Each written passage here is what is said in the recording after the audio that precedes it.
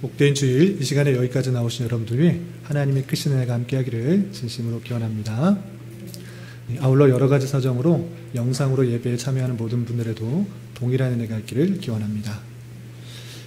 날씨가 많이 선선해졌습니다. 가을 장마가 와서 여름 내내 때양볕으로 많이 힘들고 어려웠는데 특히 저 같은 경우에는 더위를 많이 타서 땀이 많이 나고 힘든 시간이었는데 이제 가을 장마가 시작되어서 비가 며칠 내리다 보니까 온도가 많이 떨어진 것 같습니다. 이제 가을이 왔구나 그런 생각이 드는데 가을이 되면 많은 식물들에서 열매가 맺힙니다. 그 열매를 보면서 그냥 맛있겠다 또 따먹을 수 있겠다 이런 정도로만 생각할 것이 아니라 하나님께서 우리에게 바라시는 신앙의 열매, 그 열매는 어떻게 맺어가고 있는가 이런 것들, 영적인 것들을 생각하는 그런 시간을 가졌으면 좋겠습니다. 가을이 되면서 우리가 하나님께서 원하시는 여러 가지 신앙의 열매들을 잘 맺으면서 주님께로부터 칭찬받을 수 있는 그런 시간들로 이 가을을 보냈으면 좋겠습니다. 8월 마지막 주 주인데 요한계시록을 이어서 요한서신을 읽게 됩니다. 요한서신에 대해서 또 처음 들으시는 분이 있기 때문에 간단하게 기호를 살펴보고 오늘 말씀일기 본문인 요한이서의 내용을 살펴보도록 하겠습니다. 요한서신은 요한이 보낸 편지라는 그런 뜻입니다. 그런데 요한이 편지를 세 개의 편지를 남겼습니다. 첫 번째 편지를 요한 1서, 두 번째 편지를 요한 2서, 세 번째 편지를 요한 3서라고 하는데 가만히 읽어보면 먼저 써서 1서, 2서, 3서라고 한 것이 아니라 그 분량이 많아서 앞쪽에 배치해서 첫 번째 그리고 가운데 중간 정도 분량이기 때문에 두 번째 위치해 놓고 마지막 가장 짧기 때문에 세 번째 위치해서 3서라 되는 것입니다. 베드로 전서나 후서 또는 고린도 전서나 후서 이런 것들은 내가 먼저 보낸 편지 또 나중에 보낸 편지 이런 표현들이 있기 때문에 이게 베드로가 먼저 보낸 편지다 또는 바울이 먼저 보낸 편지다 이런 것을 알 수 있는데 요한서신에는 그런 것이 없습니다. 어떤 것을 먼저 썼는지 어떤 것을 나중에 썼는지 그런 것은 등장하지 않습니다. 그러나 우리가 편의상 많이 긴 분량에 있는 것은 앞쪽에 놓고 짧은 것은 뒤쪽에 넣어서 1서, 2서, 3서 이렇게 분류하고 있는 것입니다. 그래서 세 개의 편지가 있고 분량의 순서에 따라 이렇게 되어 있는 것인지 어떤 것을 더 먼저 쓰고 나중에 썼다 이것을 구분하기는 쉽지 않다라는 것입니다. 그래서 요한서신은 사도 요한이 보낸 편지인데 그런데 요한서신을 1서, 2서, 3서를 읽어보신 분은 아시겠지만 다 사도 요한이 누구에게 썼다 이렇게 등장하지 않습니다. 수신자가, 기록자, 발신자가 등장하지 않습니다. 그럼에도 불구하고 초대교회 때부터 이것은 사도 요한이 기록했다라고 다 인정하고 다 받아들이고 있는 것입니다. 사도 요한이라는 이름은 등장하지 않지만 장로라는 그런 표현들 그리고 사랑하는 그런 자에 대한 그 마음을 볼 때 모두가 이것은 예수님의 제자 중에 한 명인 사도 요한으로부터 기록된 것이다 다 인정하고 있는 것입니다. 그리고 수신자도 약간씩 차이가 있습니다. 바울 서신은 구체적으로 어느 교회 이 보낸 그 수신자가 명확한데 이렇게 요한 서신은 공동 서신이라 해서 회람의 성격을 갖고 있는 것입니다. 어떤 한 교회의 한 사람들에게 국지적인 지역적인 어떤 한 부분에 있는 성도들에게만 해당되는 것이 아니라 모든 성도들에게 해당되는 말씀으로 받아들일 수 있도록 할 수가 있는 것입니다. 그래서 요한 1서에서는 구체적으로 표현되지 않고 굳이 찾자면 자녀들에게 청년들에게 아비들아 이런 표현들이 있는데 그런 표현들이 그냥 교회에게 일반적인 교회의 성도들에게 하는 그런 말씀이기 때문에 정확하게 드러나지 않고 모든 하나님의 교회 하나님의 선택된 그 백성들에게 주시는 말씀이다 이렇게 이해하시면 되겠습니다. 그리고 요한 2서에서는 조금 이따 살펴보겠지만 하나님의 택하신 받은 자들 부녀라는 그런 표현으로 교회에 보내는 편지로 이해하시면 되고 요한 3서는 가이오라는 특정한 사람이 등장하지만 가이오에게만 해당된다기보다는 이것도 마찬가지로 모든 성도들이 함께 읽고 교훈 받아야 될 용도로 그렇게 아시면 되겠습니다. 그러면 이 요한서신은 언제 기록되었을까라고 했을 때 정확하게는 알 수는 없지만 그 내용들을 좀 살펴볼 때 사도 요한의 말년 때 마지막으로 하는 말씀은 아닌가 이런 생각들을 하고 있습니다. 그래서 말년 AD 90년에서 95년 사도 요한의 모든 사역들을 마치는 그런 가운데 성도들에게, 교회들에게, 흩어져 있는 성도들에게 하시는 말씀으로 기억하시면 되겠습니다. 그래서 또 어디서 썼다라는 표현이 등장하지 않습니다. 그러나 그 말년 때 사도 요한이 반모섬에 유배되었기 때문에 이때 이 장소에서 쓰지 않았을까 이렇게 많은 사람들이 생각합니다. 근데 정확하게는 알 수 없습니다. 그럼 주제가 무엇인가? 요한서신 1서, 2서, 3서 세 개의 편지가 있는데 내용이 확 다른 것이 아닙니다. 거의 비슷합니다. 다양한 이단들 속에서 하나님의 사랑, 하나님께서 보여주신 사랑을 잘 깨달아서 그 사랑을 온전히 삶으로 실천할 것을 강조하고 있는 것입니다. 1서와 2서는 아주 유사하고 3서도 약간 다르긴 하지만 그 전체적인 내용에서는 크게 다르지 않습니다. 그래서 이 요한서신을 잘 보면 여러 가지 것들을 권면하고 가르쳐주고 또 깨닫게 하는 그런 표현들이 있지만 그 모든 권면의 핵심에 무엇이 있는가 라고 할 때는 하나님의 사랑을 잘 깨닫고 그것을 실천하는 모습으로 잘 드러내야 된다 이렇게 표현하고 있는 것입니다. 그래서 1서, 2서는 또 3서는 비슷하고 유사한 내용들이 있기 때문에 또 같은 시기에 같은 마음으로 기록했기 때문에 서로 참고해서 보면 더 그 내용을 풍성하게 잘 이해할 수가 있는 그런 특징이 있는 것입니다. 그래서 따로따로 읽기보다는 한꺼번에 같이 읽으면 내용이 더 풍성하고 또 이해가 잘 되고 잘 이해가 되지 않는 부분을 이 표현을, 이 서신을 통해서 더 살펴보면 그것이 무슨 말인지 무슨 뜻을 하려고 하는지 더 잘 이해할 수 있는 것입니다. 그래서 한꺼번에 읽는 것이 더 이해가 잘 되는 사도 요한이 하고자 하는 말을 잘 더 깨달을 수가 있는 것입니다. 이런 것을 염두에 두고 오늘 말씀일기 본문인 요한 2서의 내용을 좀 살펴보도록 하겠습니다. 요한 2서는 총 13절로 되어 있습니다. 길지 않습니다. 한 건에 읽어도 몇 분 걸리지 않습니다. 그런데 이해를 돕기 위해서 좀 문단을 나누면 1절부터 3절까지는 처음 인사말이 있습니다. 편지에 늘 등장하듯이 첫인사와 끝인사가 나타나듯이 1절부터 3절까지는 첫인사, 인사말이 나오고 또 끝인사는 12절과 13절 마지막 부분에 있습니다. 그리고 가운데 부분들 우리가 편지 쓸 때도 그러하듯이 핵심적인 내용들은 중간에 표현되는 것입니다. 그래서 4절부터 11절까지 정말 하고 싶은 말씀, 권면들이 나와 있는데 그 중간에서도 또 이해를 돕기 위해서 두 부분을 나누면 4절부터 6절까지는 성도로 인한 기쁨과 또 성도를 위한 권고의 말씀이 있고 또 7절부터 11절까지는 미혹자들이 많이 있으니까 주의할 수 있도록 그들에 대해서 단단히 주의하라는 그 권면의 말씀들을 살펴볼 수가 있는 것입니다. 이런 문단이 있다라는 것들을 염두에 두고 말씀을 조금 더 한 절 한 절 살펴보겠습니다. 우선 인사말에 보면 이 편지를 누가 썼는지 이렇게 표현되어 있습니다. 발신자, 기록한 사람이 누구인지 1절 말씀 함께 봉독하겠습니다. 시작.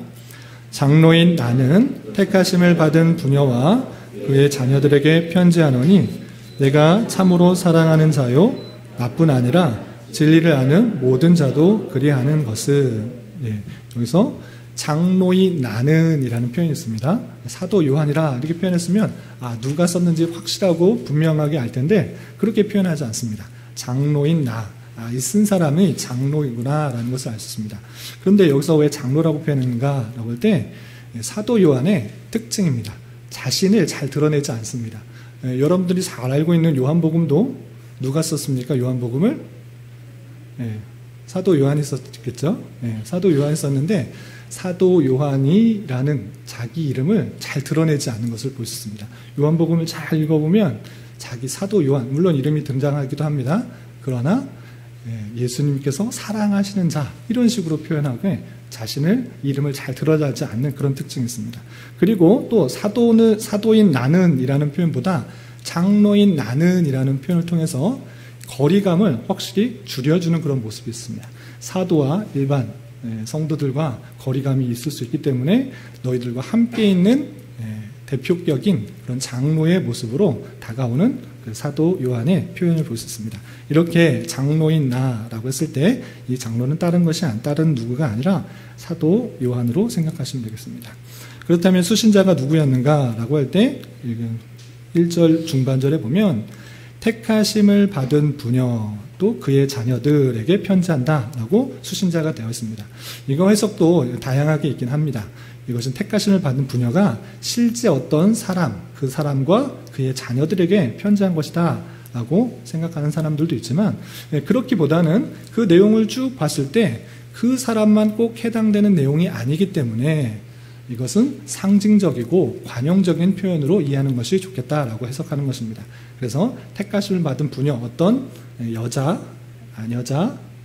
그리고 그의 자녀들, 그에게만 해당되는 것이 아니라 하나님의 택하신 성도들, 교회에게 함께 읽고 깨달을 수 있도록 편지한 것으로 읽는 것입니다.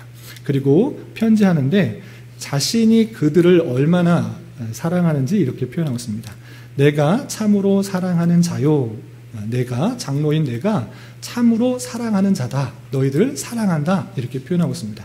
그리고 그 사랑은 나만 너희들을, 교회를 사랑하는 것이 아니라 진리를 아는 모든 자들도 그 교회를 사랑한다. 이렇게 표현하고 있는 것입니다. 나뿐만 아니라 진리를 아는 모든 자가 그 교회를 사랑한다 라고 표현하고 있습니다. 그렇다면 왜 사랑하고 있는가? 2절에 이렇게 표현하고 있습니다. 사랑하는 이유 2절 말씀을 함께 봉독하겠습니다. 시작. 우리 안에 거하여 영원히 우리와 함께할 진리로 말미암이로다. 왜 진리를 아는 자가, 나뿐만 아니라 진리를 아는 자가 모두 너희 교회를 사랑하는가? 라고 했을 때 그 이유를 2절에서 우리 안에 거할 것이고, 그리고 잠시 있다가 헤어질 사람이 아니라 영원히 우리와 함께할 진리로 말미암이라 라고 표현하고 있습니다. 이렇게 자신과 또한 진리라는 모든 자가 그 교회 안에서 그 함께된 진리를 함께 영원히 누리고 나눌 것이기 때문에 너희들을 더욱더 사랑한다. 사도 요한은 이렇게 표현하고 있는 것입니다. 그리고 3절에서 이렇게 기원하고 있습니다. 문안하면서 기원하고 있는데 어떻게 기원하고 있는지 3절 말씀을 함께 봉독하겠습니다. 시작.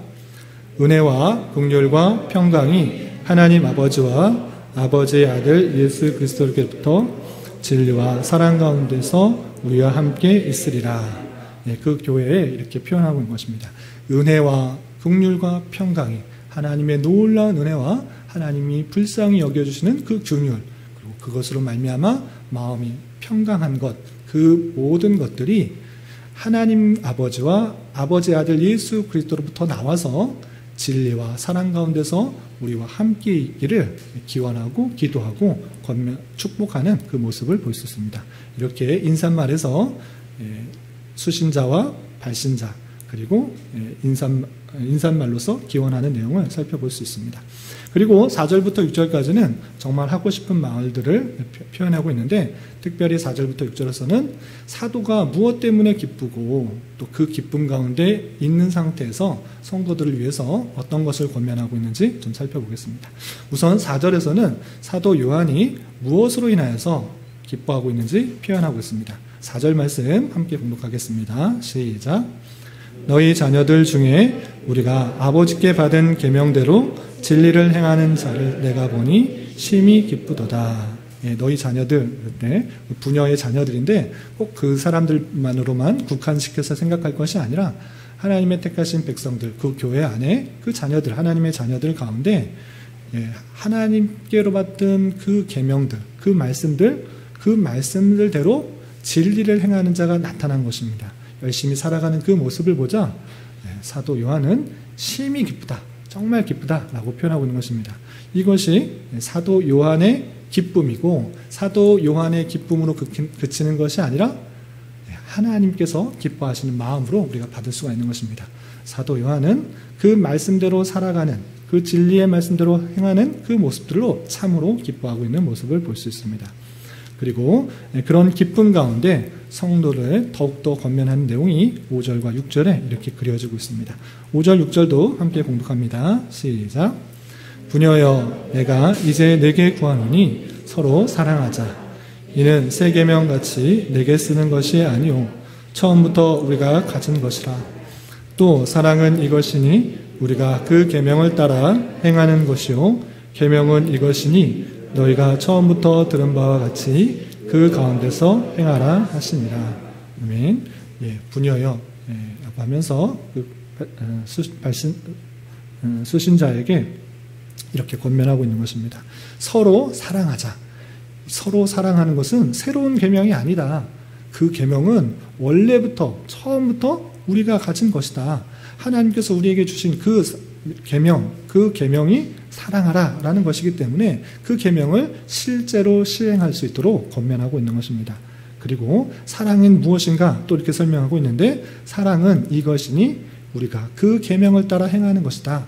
사랑은 새로운 것이 아니라 하나님께서 주신 그 말씀들, 그 계명들을 실제 행하는 것이 사랑이다 라고 표현하고 있는 것입니다.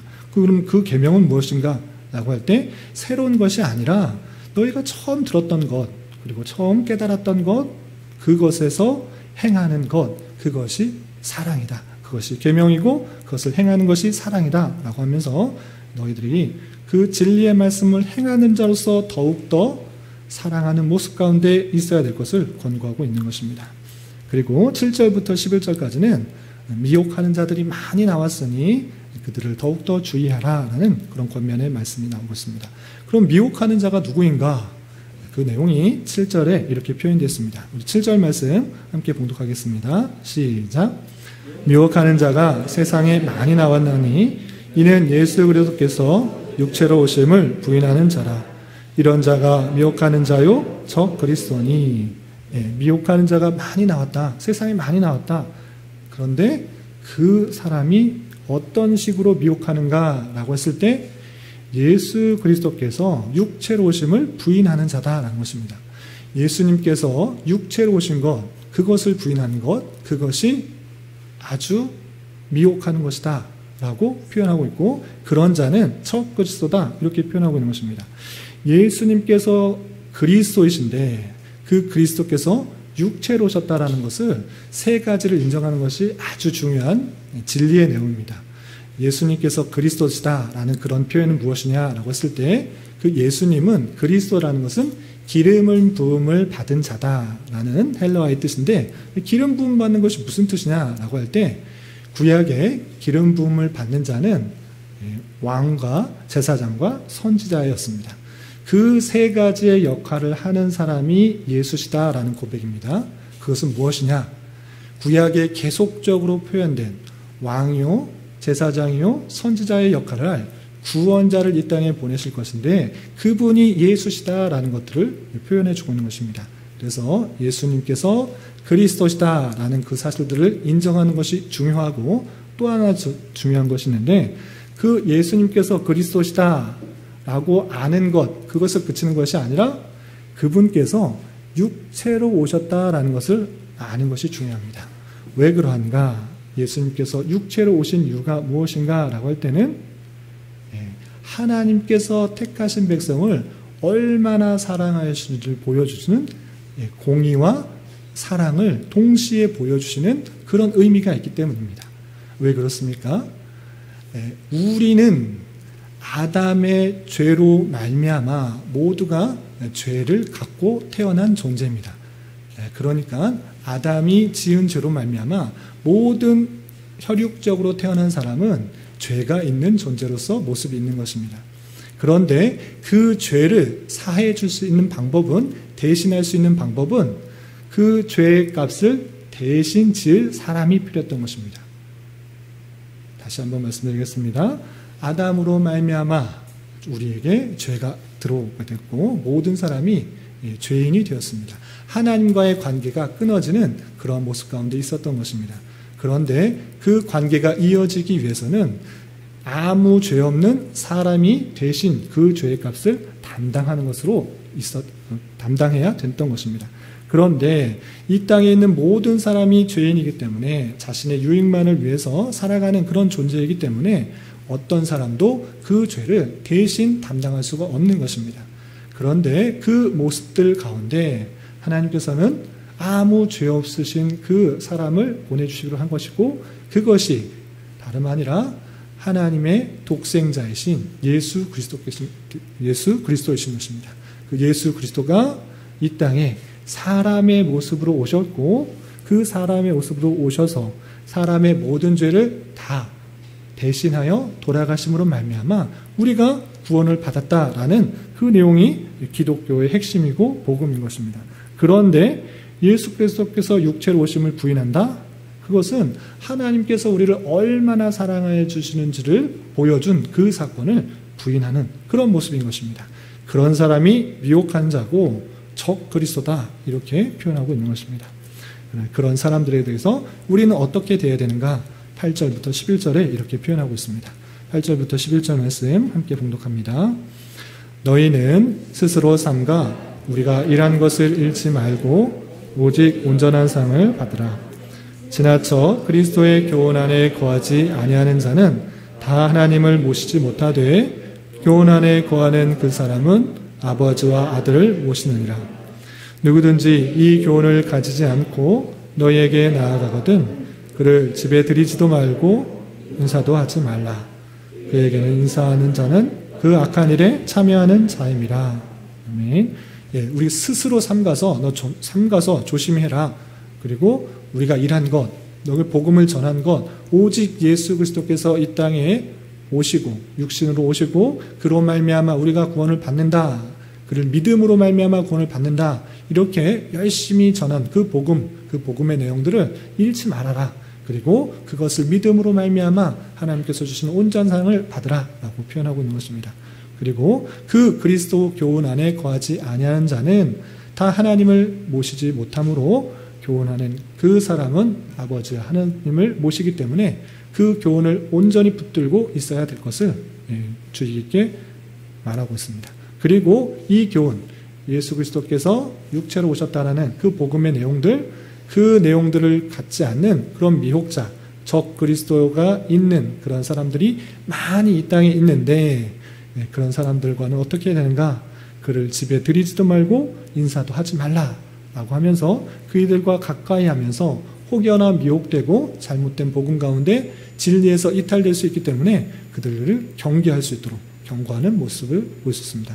그리고 강하게 그렇게 교제하지 않도록 하면서 그에게 인사하는 자는 그와 가까이 하는 그런 모습은 악한 일에 참여하는 자임이라 라고 하면서 적그리스도, 미혹하는 자들에 대해서 더욱더 주의하여서 삶을 살아갈 것을 경고하는 모습을 볼 수 있습니다. 그리고 마지막 12절과 13절에서는 끝인사를 이렇게 표현하고 있습니다. 12절에는 앞으로 내가 너희를 대면하여서 만나서 여러 가지 일들을 말하겠다라고 표현하고 있습니다. 우리 12절 말씀 함께 봉독하겠습니다. 시작.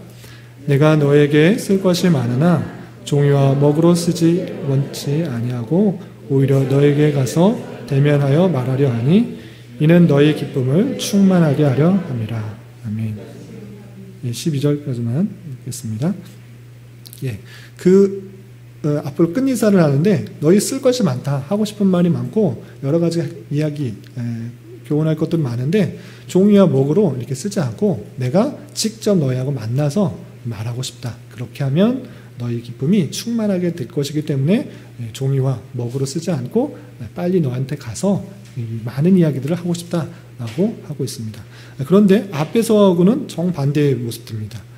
적그리스도 미혹하는 모습들은 인사도 하지 말고 문도 열어주지 말고 가까이 하지 말라고 강력하게 경고하고 있는데 자신은 복음 안에 한 믿음 진리 안에 있는 사람으로서 함께 대면하여서 교제하고 하는 그 모습들 그렇게 하려고 하고 있고 그것이 너희에게 큰 기쁨이 된다라고 하고 있는 것입니다.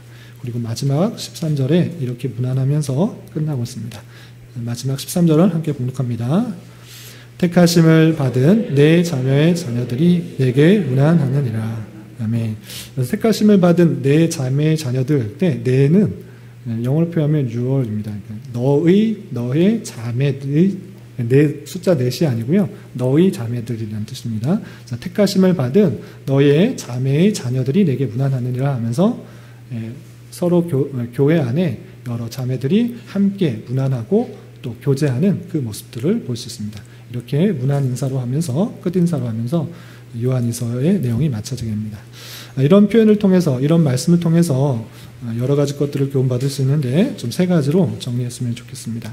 첫 번째, 미혹하는 자와 적그리스도의 특징이 무엇인가를 잘 생각해야 될 것입니다.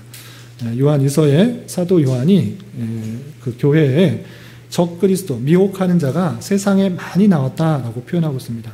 그리고 그들의 가장 큰 특징이 무엇인가라고 했을 때 예수 그리스도께서 육체로 오심을 부인하는 자다라고 하는 것입니다. 그리고 그렇게 미혹하는 자이기 때문에 완전히 다른 모습으로 접근했을 때는 우리가 그 모습에 대해서 다르기 때문에 거절할 수 있습니다. 그런데 미혹하는 자들의 특징이 무엇인가라고 할 때는 가만히 들어와서 교묘한 말로 속이는 경우가 많다라는 것입니다. 그렇기 때문에 그런 자들이기 때문에 집에 들이지도 말고 인사도 하지 않을 정도로 경계해야 된다라고 표현하고 있는 것입니다. 그리고 이 요한 2서를 쓸 때 거의 같은 시기에 쓴 요한 1서 4장 1절부터 3절에서는 이렇게 표현하고 있습니다. 요한 1서 4장 1절부터 3절까지를 제가 한번 읽어보겠습니다. 사랑하는 자들아, 영을 다 믿지 말고 오직 영들이 하나님께 속하였나 분별하라. 많은 거짓 선지자가 세상에 왔습니다.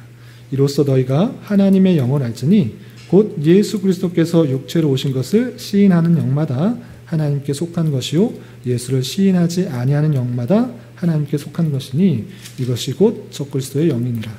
오리라 한 말을 너희가 들었거니와 지금 벌써 세상에 있느니라 라고 표현하고 있습니다. 거의 같은 말을 아주 길게 자세하게 이렇게 표현하고 있는 것입니다. 그러니까 우리가 이 땅을 살아가면서 더욱더 주의해야 될 것이 있는데 눈에 보이는 세상만을 보이고 살아가는 것이 아니라 눈에 보이지 않는 그 영적인 면을 다 생각해야 된다는 것입니다. 여러 가지 상황과 환경 속에서 그 영적인 일들을 분별해야 되는데 정말 하나님을 온전히 믿고 예수 그리스도의 그 사랑을 믿게 하는 그런 모습으로 사건과 환경과 인간관계가 드러나는지 아니면 그렇지 않고 오히려 하나님을 부정하고 하나님을 믿지 않게 하고 또한 하나님께서 우리에게 보여주신 예수 그리스도의 육체로 오심을 부인하게 만드는 그런 영인지 분별해라 라는 것입니다. 세상에 그 영들이 있다라는 사실들을 알고 살아가는 것이 아주 중요합니다. 우리는 8월 달에 요한 서신을 읽기 전에 요한계시록을 읽었습니다.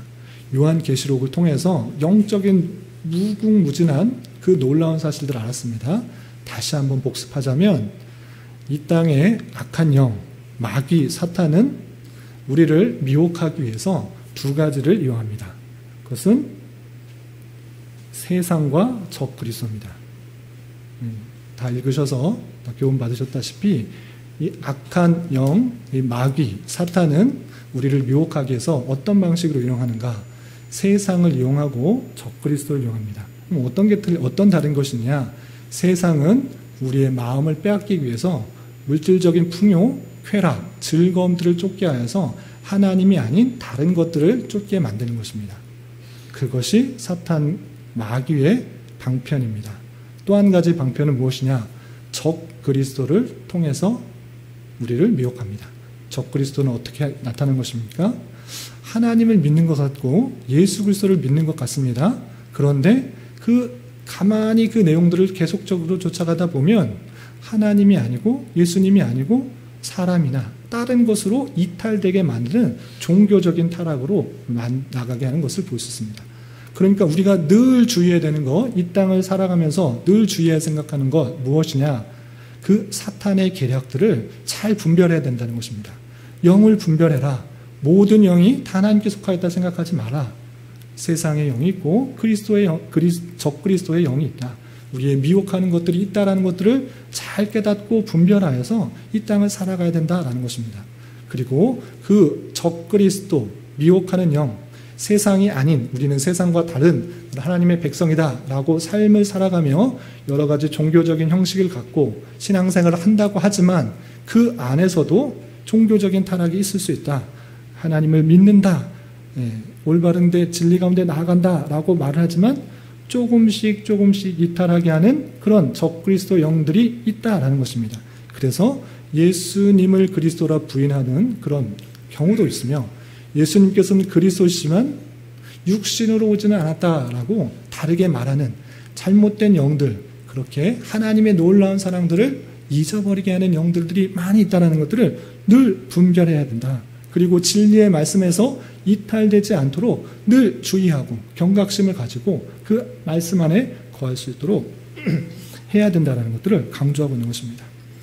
예수님께서 육체로 오셨다라는 것들을 부인하는 자가 미혹하는 자이고 적그리스도다, 그것이 사탄의 방법이다 라고 말할 때 그것이 의미하는 것이 무엇입니까? 아까도 말씀드렸다시피 예수 그리스도께서 육체로 오셨다는 것은 하나님께서 우리를 얼마나 사랑하시는지를 보여주는 그 사건인 것입니다.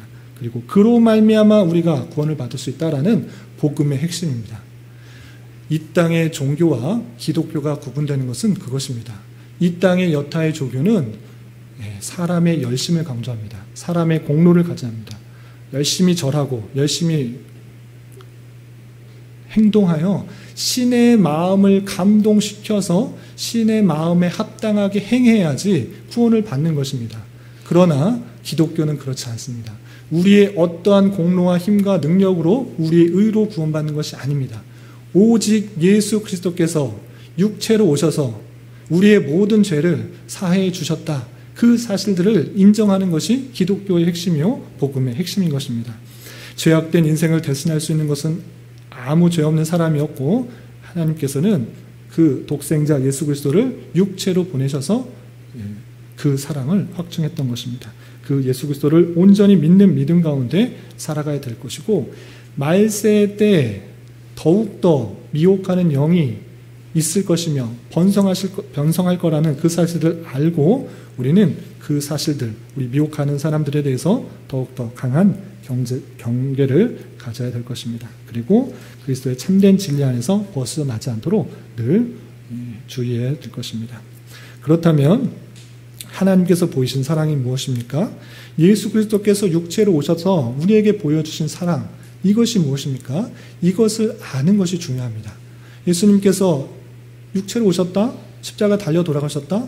그것이 나의 무슨 의미가 있는가? 우리에게 무슨 유익이 있는가? 그것을 잘 깨닫는 것이 중요한데 그것을 통해서 하나님이 어떤 분이신지를 잘 깨달을 수 있습니다.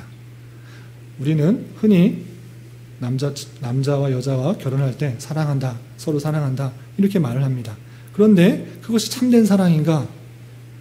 조건적인 사랑인가? 우리는 잘 살펴볼 수 있어야 됩니다.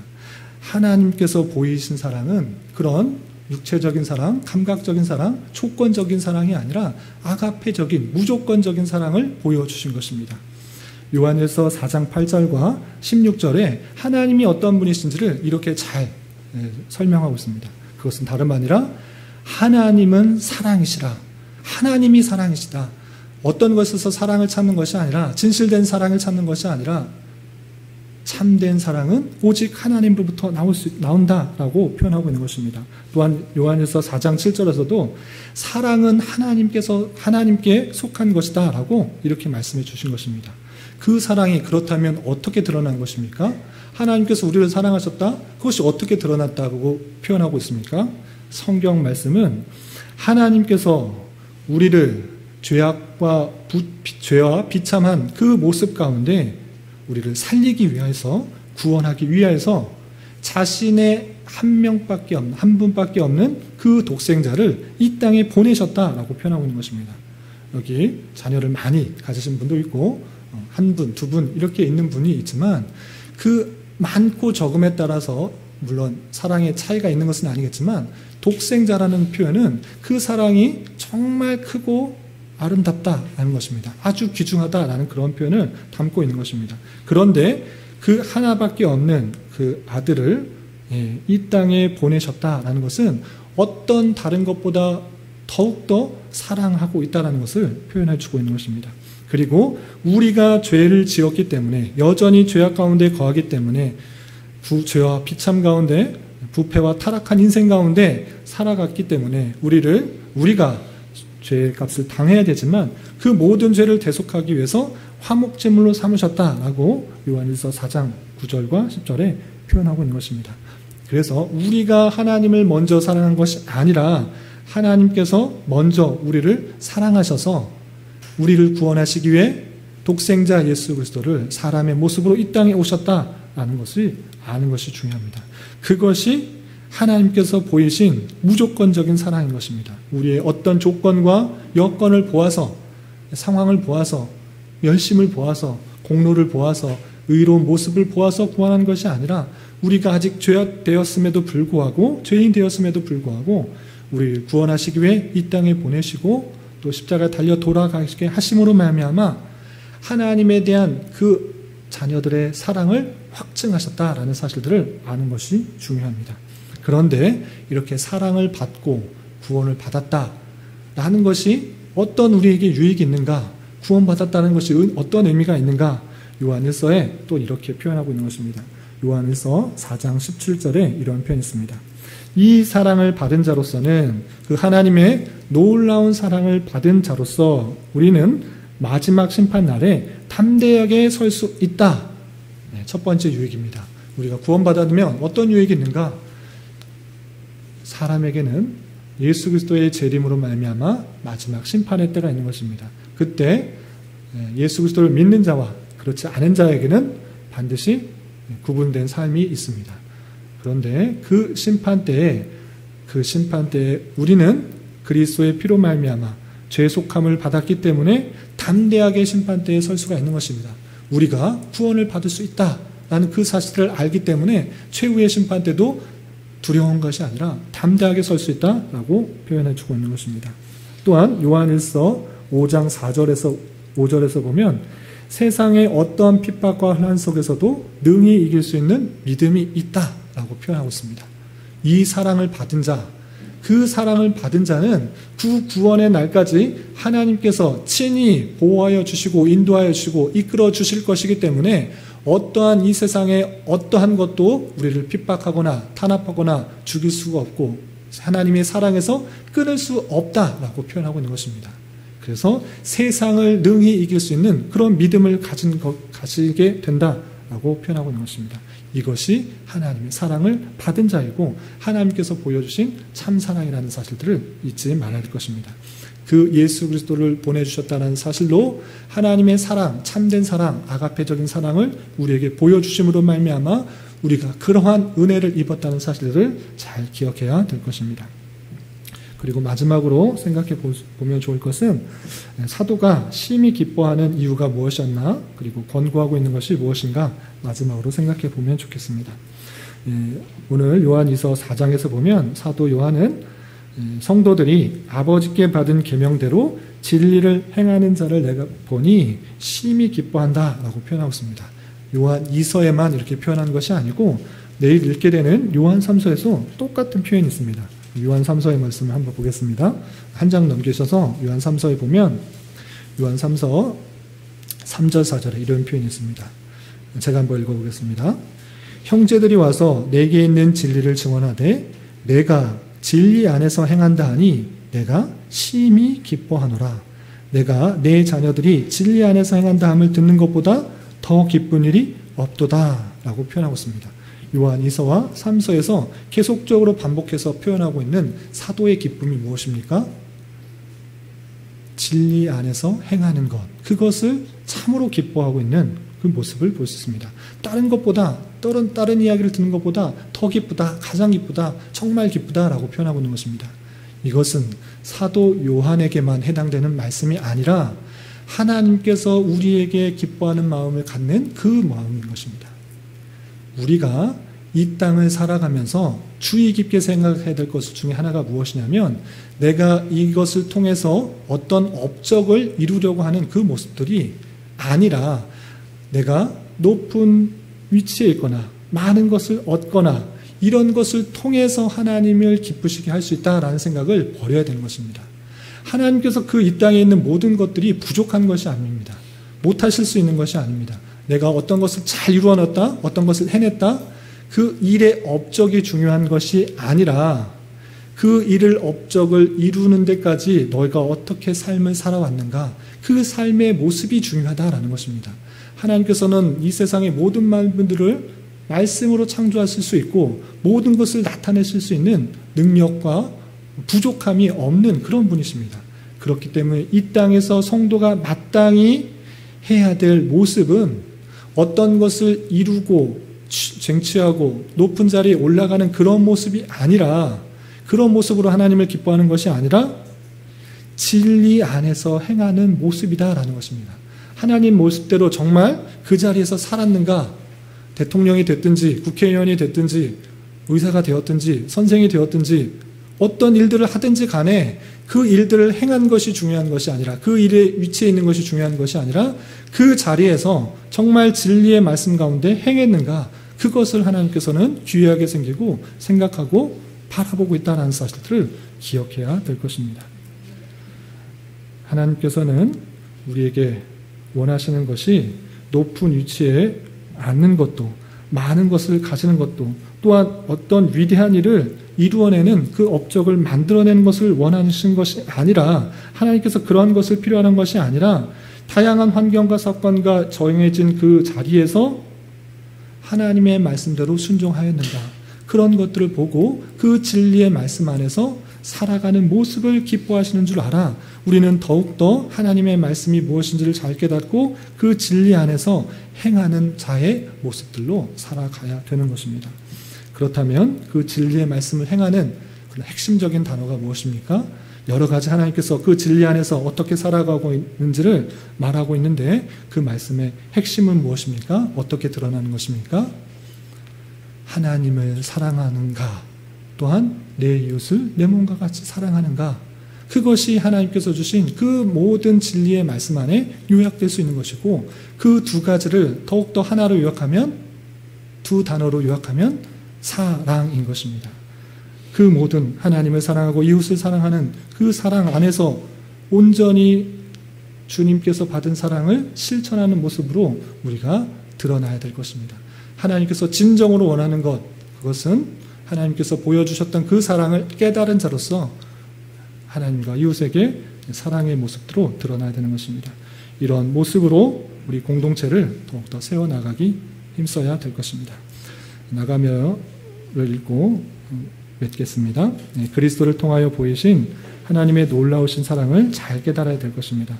그리고 그 은혜에 참여하는 자로서 형제를 더욱더 사랑해야 할 것이며, 하나님의 진리를 추구하는 공동체로서 사랑이 온전히 드러날 수 있어야 할 것입니다. 이런 은혜가 저와 여러분 우리 모두에게 있기를 진심으로 기원합니다. 기도하겠습니다. 하나님 아버지 감사합니다. 오늘 말씀을 통하여 예수 그리스도께서 이 땅에 육체로 오심을 믿는 것이 하나님께서 우리를 얼마나 사랑하시는지를 가장 잘 보여주는 것이며, 그 사랑과 은혜를 깨달은 자로서 서로 사랑해야 함을 깨달았습니다. 주님, 저희들을 불쌍히 여겨주시고 우리에게 사랑의 마음과 용서의 마음과 이해의 마음을 더하여 주시고, 세상을 능히 이길 수 있는 믿음 가운데 우리에게 주어진 삶을 살아갈 수 있도록 인도하여 주시옵소서. 예수님의 이름으로 기도드리옵나이다. 아멘.